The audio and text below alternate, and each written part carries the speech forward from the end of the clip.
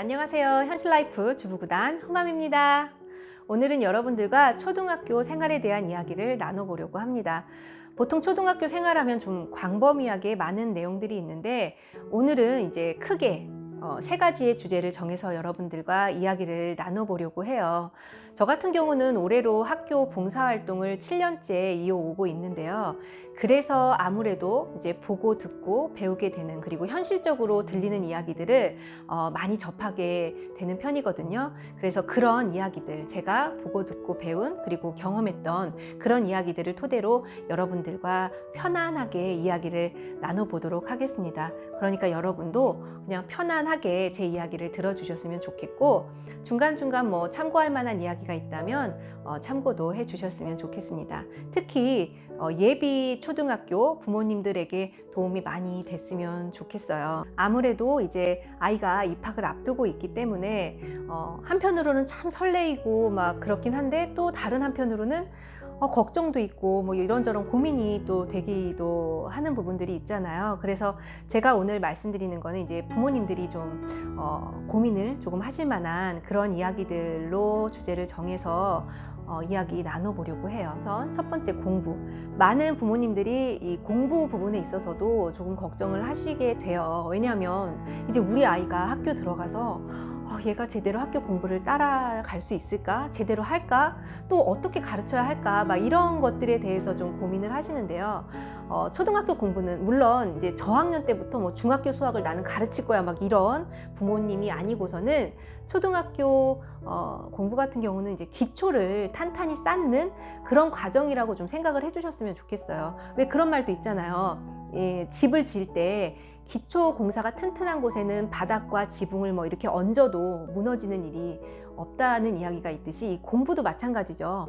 기초가 튼튼한 아이들은요, 나중에 이렇게 뭔가를 계속 얘네들한테 쌓아서 얹어주게 돼도 소화를 충분히 시킬 수 있어요. 왜냐하면 개념이 탄탄히 잡혀 있는 아이들이기 때문에. 그런데 그게 제대로 돼 있지 않고 아이한테 계속 뭔가를 얹어주려고만 하시면 이게 어느 순간 무너져 버리는 경우가 상당히 많이 있거든요. 그래서 당장은 알아듣는 것 같다고 해도 이 아이가 어느 순간 무너지는 경우가 생기기 때문에 초등학교 공부는 기초, 그러니까 개념 공부죠. 그걸 확실하게 탄탄하게 짚어주고 가는 시기라고 생각을 해주셨으면 좋겠어요. 그래서 이제 공부 얘기는 추후에 제가 또 기회가 되면 말씀을 드리겠지만, 제가 오늘 이제 공부 얘기 중에서 어떤 이야기를 드리고 싶으냐면 이 받아쓰기에 대한 이야기를 말씀드리고 싶어요. 이 받아쓰기가요, 학교를 들어가게 되면 이제 가장 많이 보는 시험 중에 하나가 돼요. 그러니까 바로바로 점수가 보여지고 자주 보고 이렇다 보니까 엄마들이 이 받아쓰기에 연연해 하시는 경우가 의외로 많아요. 물론 이제 요즘 초등학교 1학년 아이들 같은 경우는 받아쓰기를 교육청에서 보지 못하게 이렇게 안 하게끔 권장을 하는 걸로 알고 있는데, 이건 이제 담임 선생님들마다 좀 다르거든요. 어떤 분은 1학년 내내 시험을 안 보시는 분도 계시고, 어떤 분은 이제 1학년 2학기부터 받아쓰기 시험을 들어가시는 분들도 계세요. 그래서 어찌됐건 받아쓰기에 너무 연연하지 않으셨으면 좋겠다라는 말씀을 드리고 싶어요. 받아쓰기는 받아쓰기일 뿐이에요. 우리 어른들도 지금도 이렇게 받침 헷갈리는 것들 종종 사전 찾아보고 하잖아요. 그래서 이 받아쓰기와 공부를 이렇게 연계시키지는 않으셨으면 좋겠어요. 얘 이거 못하니까 저것도 못하겠지, 이런 식으로는 생각하지 않으셨으면 좋겠고, 대신 기준점 하나를 마련해 주시는 거 좋을 것 같아요. 아이들의 공부 습관을 위해서라도 뭐 80점이면 80점 해서 그 이상으로 맞을 경우에 잘했구나, 너 공부 열심히 했구나. 그렇지 않을 경우에는 좀 더 열심히 해야겠네 라고 어느 정도의 기준점을 마련해 두시는 건 좋은데, 너 100점 안 맞았어, 너 왜 이거 하나 틀렸어, 뭐 이렇게 너무 점수에 연연해 하지 않고 아이에게 뭐라고 하지 않으셨으면 좋겠고요. 물론 이제 20점, 30점 이렇게 맞아온 아이들 같은 경우는 그 아이의 공부 자신감을 위해서라도 조금 점수를 또래 친구들 평균 점수까지는 올라올 수 있게 지도를 해주시는 게 맞다고 생각을 합니다. 물론 이제 받아쓰기를 이왕이면 보는 거 점수도 좀 잘 맞았으면 좋겠다 싶은 게 부모님의 마음이잖아요. 뭐 아직 결혼을 안 하신 분들이나 아니면 아직 아이가 학교에 들어가지 않은 부모님들은 뭐 저렇게까지 해야 돼? 라고 하는 분들도 계실 수는 있는데요. 막상이요. 그런 생각을 안 했던 분들도 막상 우리 애가 학교를 들어가고 뭐 시험을 보거나 무슨 일을 하게 되면 좀 더 잘했으면, 좀 더 좋았으면 이런 생각을 하게 돼요. 안 할 수는 없어요. 부모이기 때문에. 그래서 혹시라도 이제 이런 받아쓰기 같은 경우는 좀 더 점수를 잘 맞아오게 하고 싶으시면 요즘 학교에서 이 급수표라고 줘요. 받아쓰기 급수표. 그런 것들을 굳이 아이와 옆에 앉아서 이렇게 공부를 시키지 않으셔도 자신의 일 바쁘시니까 일하시면서 뭐 설거지든 청소든 하시면서 뭐 연필, 지우개 뭐 이런 식으로 불러주셔서 한두 번 정도만 연습을 시키면요. 아이들 상당히 똑똑하잖아요. 바로바로 흡수를 하기 때문에 대부분의 아이들이 받아쓰기를 다 잘 받아오니까 너무 이 받아쓰기에 연연해 하진 않았으면 좋겠고요. 그거보다는 이제 이 알림장 체크, 저는 이 알림장 체크를 꼭 부모님들이 해주셨으면 좋겠어요. 물론 학년이 올라갈수록 높은 고학년일 경우에는 또 알림장을 사인을 안 해주시는 선생님들도 계시는데, 그거와는 별개로 이 알림장을 아이와 나와의 소통하는 하나의 공간이다라고 생각을 좀 해주셨으면 좋겠어요. 그래서 바쁘다고 해서 아이한테 너 그냥 숙제했어? 너 내일 뭐 준비해야 되니? 이렇게 말로 이렇게 말씀을 하지 마시고 이제 알림장을 보시고, 그리고 물론 요즘엔 또 스마트폰으로도 내용이 오기는 해요, 알림장이. 근데 아이가 써온 알림장이 있다면 그거를 보시고 사인을 해 주시면서 내일 숙제가 이거구나, 너 내일 준비 이거 해야 되는구나, 내일은 무슨 일들이 학교에 있네, 이렇게 아이와 이야기를 나눈 시간을 갖는 게 상당히 전 중요하다고 생각을 하거든요.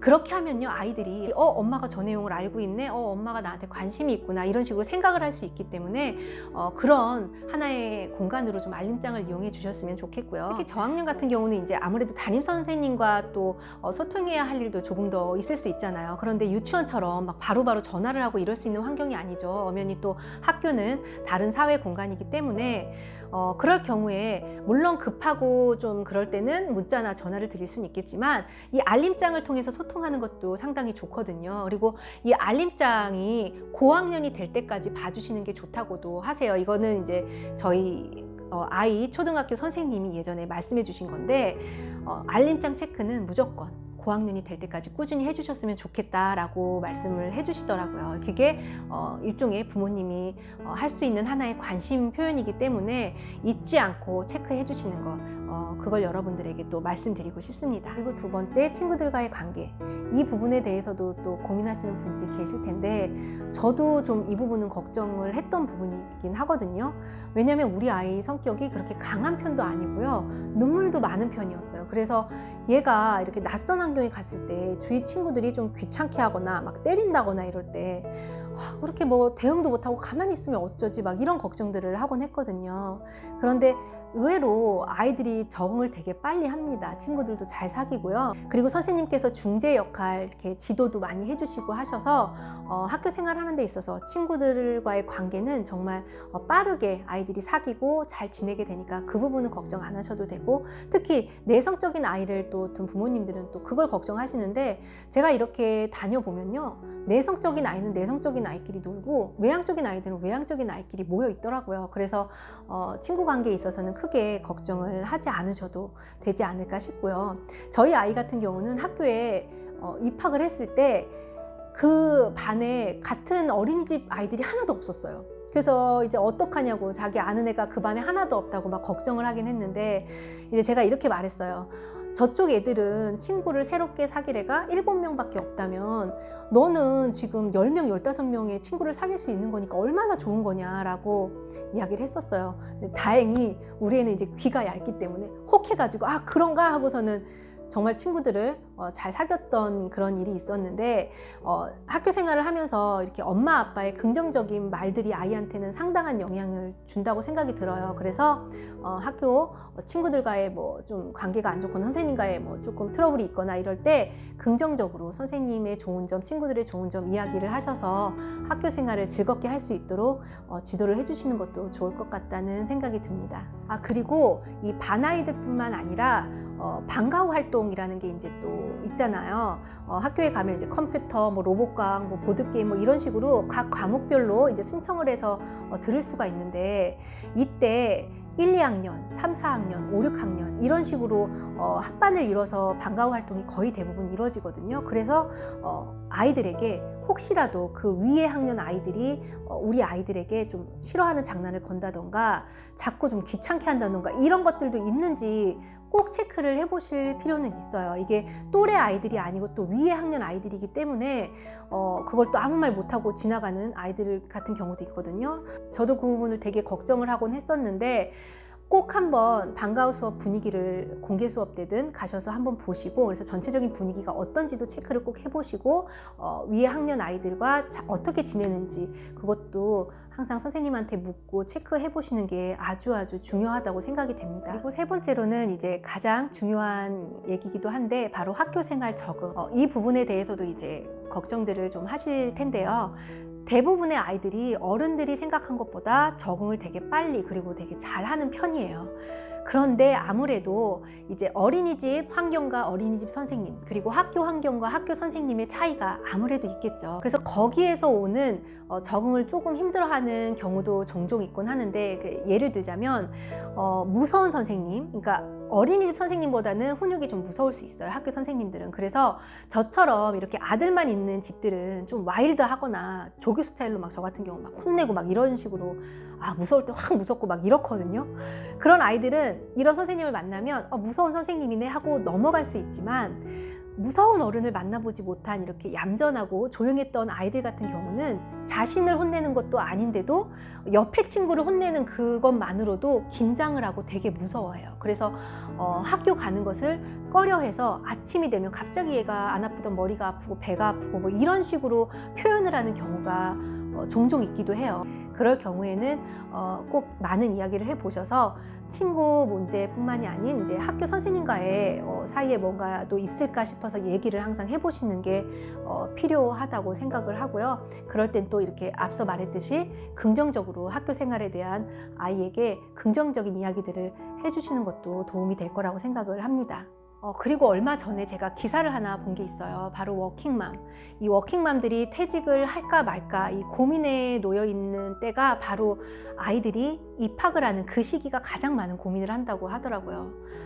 정말 그 기사를 보면서 정말 많은 공감이 되더라고요. 학교 생활 적응이 정말 부모님들에게는 상당히 크게 다가오는 것 중에 하나거든요. 새로운 환경에 아이를 적응시켜야 하는데 아이가 혹시라도 적응이 안 되면 어쩌나, 그리고 아이가 어느 정도 자리를 잡을 때까지는 봐줘야 한다라는 생각에 이렇게 고민을 하시는데, 그럴 수밖에 없는 환경이 되더라고요. 제가 이제 제 주위에 아는 맞벌이 부부들이 꽤 많이 계시잖아요. 그런데 한 번은 또 어떤 분이 연락이 오셔서 엄청 고민을 하시더라고요. 그러니까 아이가 유치원을 다닐 때까지는 이제 어머님이 봐주셨는데 잘 다녔다고 해요. 그런데 이제 초등학교 들어가서는 갑자기 애가 이제 적응을 못 하는 거예요. 그래서 항상 뭐 어디가 아프다 하고 해서 선생님한테 항상 전화가 오는 거죠. 애가 아프다고 합니다. 뭐 이런 식으로, 뭐 애가 의기소침해요, 기운이 없어요, 뭐 이런 식으로 전화들을 자꾸 받고 적응을 못하는 그런 모습들이 자꾸 보이니까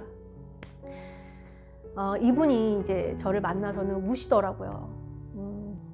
왜 그런지 모르겠다 그러면서 엄청 속상해 하셨는데, 제가 이제 저 같은 경우는 많은 이야기들을 주위에서 듣잖아요. 그리고 또 그런 것도 있죠. 예전에 우리 아이가 달라졌어요 뭐 이런 거 보면 뭐든지 다 아이의 뭐 그런 건 다 부모님이 그래서 그래요 뭐 이렇게 얘기들을 하셔서 결론은 다 부모님의 영향을 많이 받는 것 같다는 생각이 정말 들어요. 그래서 이제 그분한테도 저도 조심스럽게 좀 휴직을 잠깐 해보시고 아이를 이렇게 케어해 보시는 건 어떻겠냐고 말씀을 드렸더니, 안 그래도 그분도 그런 생각을 하고 계시더라고요. 그러면서 자기도 좀 고민 중이다라고 해서, 그래서 고민하지 마시고 바로 좀 휴직을 하셔서 아이를 케어하실 수 있는 게 좋지 않겠냐라고 저도 한번 의사를 물어본 적이 있었는데, 바로 그분도 휴직을 하셔서 아이를 이제 6개월 동안 케어를 하셨어요.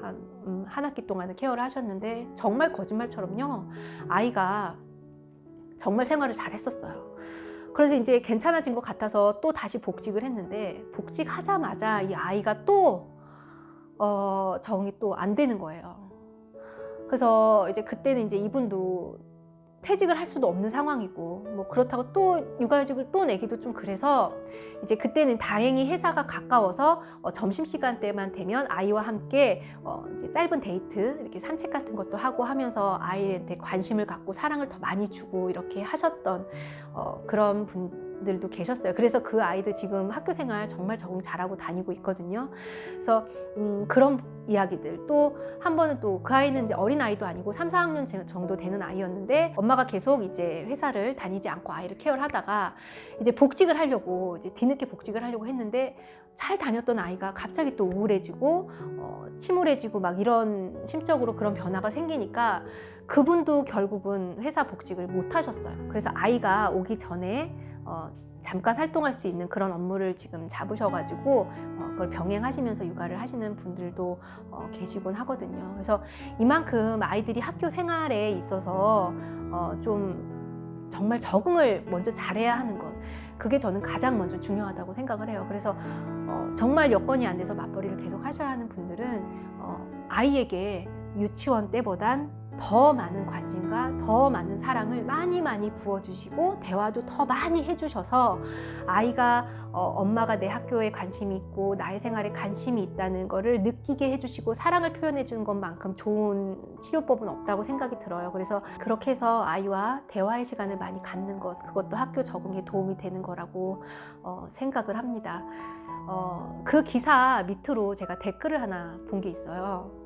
참 당황스러운 댓글이었는데 전업주부들은 무능력하니까 집안에 있는 거고 뭐 유능한 사람들, 뭐 판사, 변호사 이런 사람들도 다 엄마다. 그 사람들 학교 회사 다니지 않느냐. 그러니까 무능한 사람들이 전업주부인 거다. 라는 식의 댓글을 읽은 적이 있어요. 정말 많이 당황스럽고 좀 어이가 없더라고요. 물론 이제 아이를 아직 없는 분이거나 결혼을 하지 않으신 그런 분들의 댓글이겠거니 생각을 하고요. 제가 알고 있는 전업주부를 하시는 많은 분들 중에 너무 유능하신 분들도 많고요. 너무 재능이 뛰어나신 분들도 많이 계세요. 다만 사랑하는 아이를 위해서, 그런 환경을 위해서 어쩔 수 없는 선택을 하는 경우도 많고 힘들지만 또 맞벌이 생활을 하시면서 아이를 케어하시는 분들도 계시고 다 그만의 각자의 이유가 있고 각자의 상황이 있어서 맞벌이냐 전업주부를 선택하는 상황이지 누구는 무능력하고 누구는 능력이 있어서 그런 것들은 아니라고 생각을 합니다. 다시는 함부로 남을 그런 식으로 평가하는 그런 댓글 같은 거는 좀 없었으면 좋겠다라는 생각이 그 댓글을 보면서 느꼈고요. 어쨌든 오늘은 이렇게 초등학교 때 체크하면 좋은 것들을 3가지의 주제로 이야기를 한번 나눠봤고요. 제 이야기가 조금이라도 참고가 되고 도움이 됐으면 좋겠습니다.